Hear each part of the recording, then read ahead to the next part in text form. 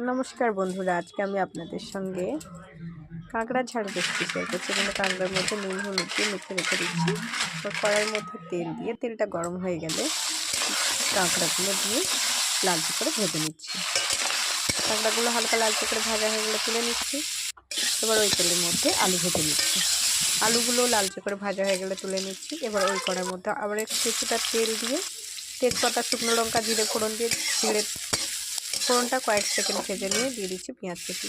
পেঁয়াজ কুচিটা হালকা লাল করে ভাজা হয়ে গেলে দিয়ে দিচ্ছি টমেটো দিয়ে 1 মিনিট মতো ভেজে নিয়ে এর মধ্যে দিচ্ছি আদা বাটা, রসুন বাটা, কাঁচা লঙ্কা বাটা। আদা রসুনের কাঁচা গন্ধটা চলে গেলে এবার এর মধ্যে দেবো হলুদ গুঁড়ো, লঙ্কার গুঁড়ো, জিরে গুঁড়ো, ধনে গুঁড়ো আর স্বাদ অনুযায়ী নুন দিয়ে মশলাটা ভালো করে কষিয়ে নেব। মশলাটা ভালোভাবে কষানো হয়ে গেলে দিয়ে দিচ্ছি ভেজে রাখা আলুগুলো 2 থেকে 3 মিনিট কষিয়ে নিয়ে এর মধ্যে দিয়ে দিচ্ছি ভেজে রাখা কাঁকড়াগুলো দিয়ে 4 থেকে 5 মিনিট কষিয়ে নিয়ে এর মধ্যে দিয়ে দেবো পরিমাণ মতো জল।